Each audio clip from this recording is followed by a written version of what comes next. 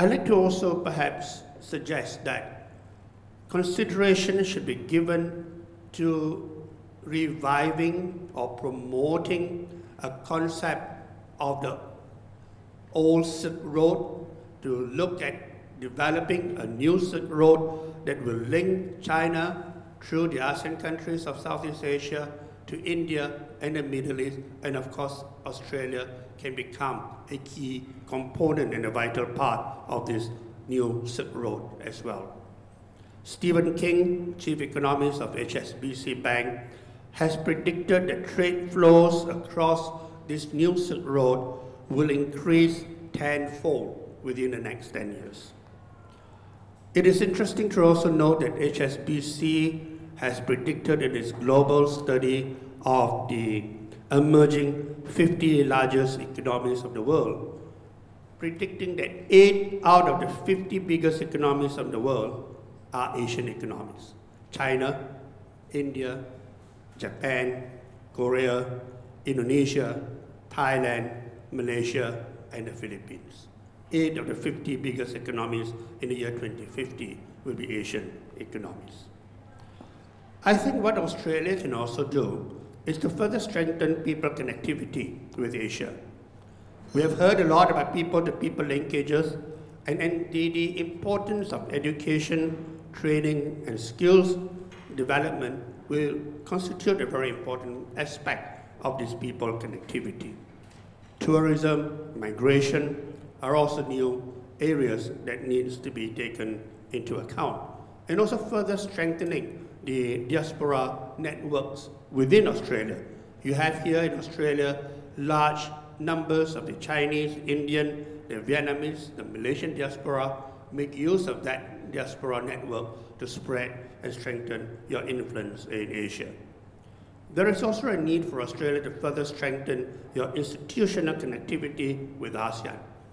The ASEAN leaders at its summit in Hanoi 2 years ago has adopted an ASEAN connectivity master plan that charts out how ASEAN regional integration can be further strengthened with connectivity, and connectivity including infrastructure development, institutional and people connectivity can play a very important role in bringing ASEAN closer together. Already China and Japan are pledging substantial investments into the ASEAN connectivity master plan. China has established a US $10 billion China-ASEAN infrastructure fund. Australia needs to think about how we can play a role in further developing the ASEAN connectivity master plan and benefiting from the immense opportunities in the ASEAN connectivity master plan.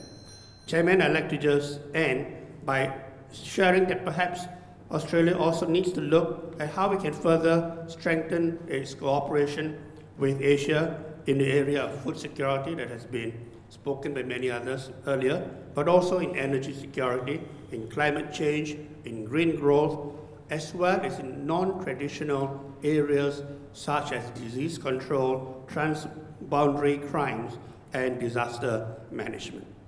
In the final analysis, I believe that it is shared values, mutual respect, and confidence building that will take us forward. Thank you. Thank you very much, Dato Michael Yeoh. Maria, we have about 10 minutes. We're going to stretch into morning tea time, but 10 minutes to open to the floor with very brief questions from the floor and very brief answers from members of the panel. I'd like at least each panel member to have the chance to say one thing before we go to the break. Who would like to raise the first question from the floor? I see a hand. Is that Professor Ken Morgan? A microphone, please, for Professor Morgan. Thanks very much, Mr. Secretary General. It's been interesting listening to the issues that only ASEAN has come into play here as our engagement to Asia. No APEC, no the coming TPP. ASEAN is a very important issue when it comes to Australia's engagement. But we see ASEAN Plus 3 that brings in China, South Korea, Japan, and it's been very important for China when it comes down to growth of trade. But we look at ASEAN Plus 8, when we bring in India, we bring Australia into play with New Zealand, there's been a resistance within ASEAN to really bring Australia and integrate them within.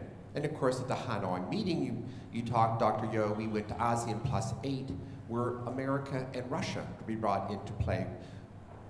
My question is, and to Ambassador Cotan, is that would you be in favor of greater engagement with Australia on a more formalized basis?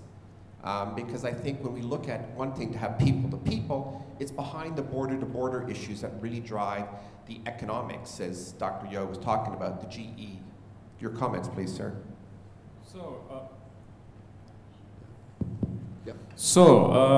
I'm certainly with you in this regard.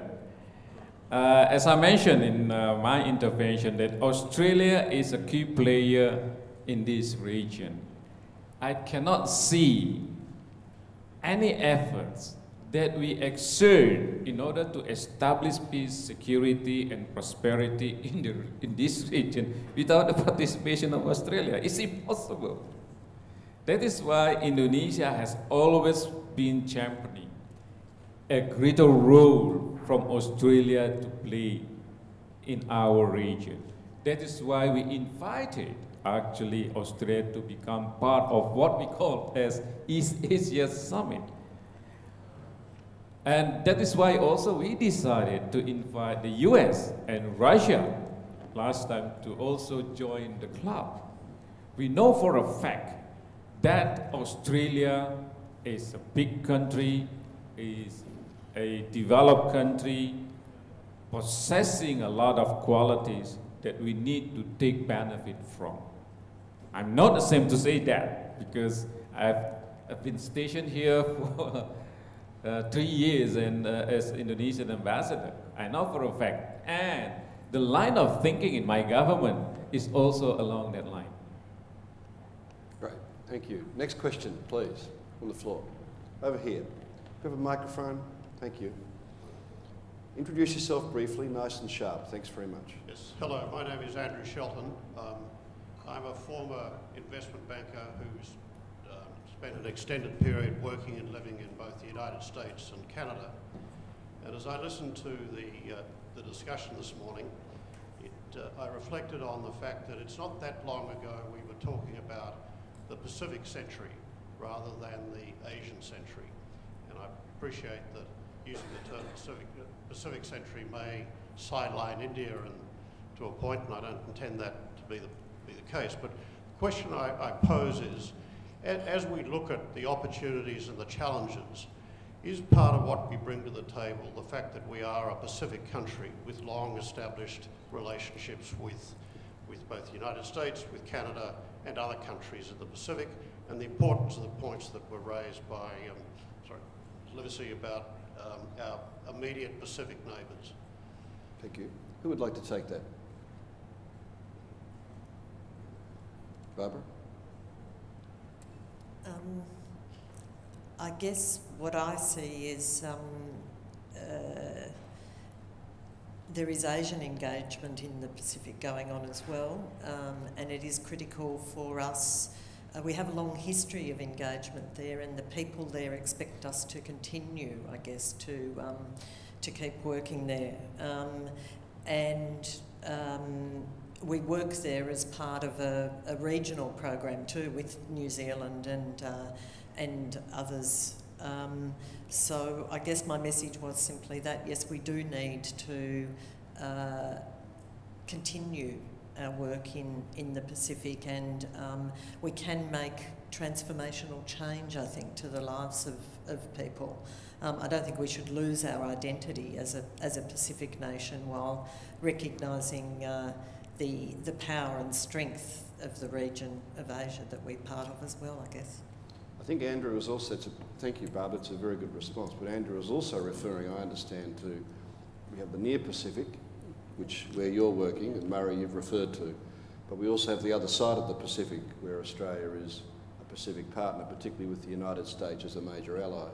How does that resonate with the Asian century from our panellists? Is there a view from those who have not contributed yet? Michael, would you like to express a view?